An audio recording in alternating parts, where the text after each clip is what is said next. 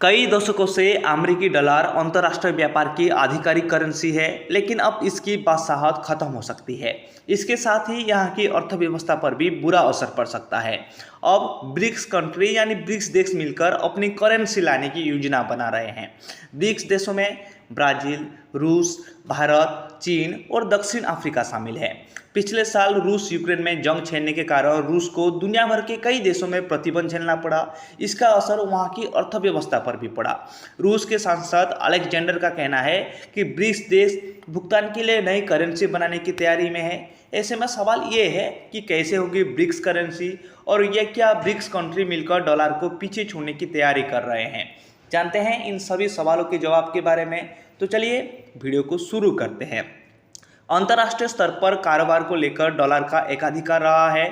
पिछले कुछ सालों में इसके कारण कई देशों की अर्थव्यवस्था पर बुरा असर भी पड़ा है। यही वजह है कि अब ब्रिक्स देश अपनी करेंसी लाने की योजना बना रहे हैं, जो उनके बीच कारोबार और लेन देन का जरिया बन सके।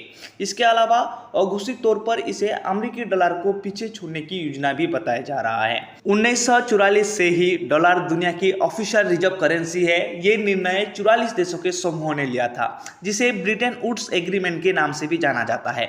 इसके बाद से ही डॉलर दुनिया भर में पावरफुल हो गया। डॉलर को लेकर अमेरिका द्वारा बनाई जाने वाली पॉलिसी को दुनिया भर के कई देशों को मानना भी पड़ा।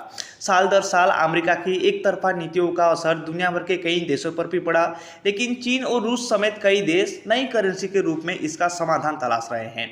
IMF के मुताबिक पिछले साल आखिरी क्वार्टर में दुनिया भर में डॉलर का फॉरेन एक्सचेंज गिरकर 59% तक पहुंच चुका है।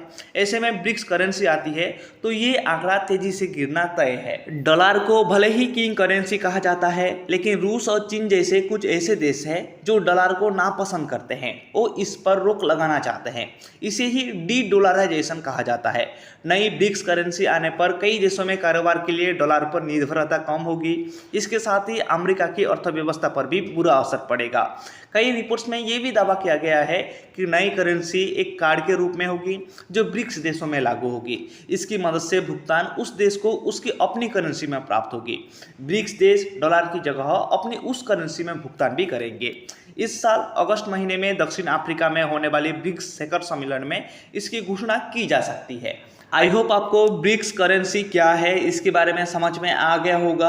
अगर आपको वीडियो अच्छा लगा है तो लाइक कीजिए, शेयर कीजिए और सब्सक्राइब करना बिल्कुल मत भूलिए। तब तक के लिए आप सभी को मेरे तरफ से जय हिंद।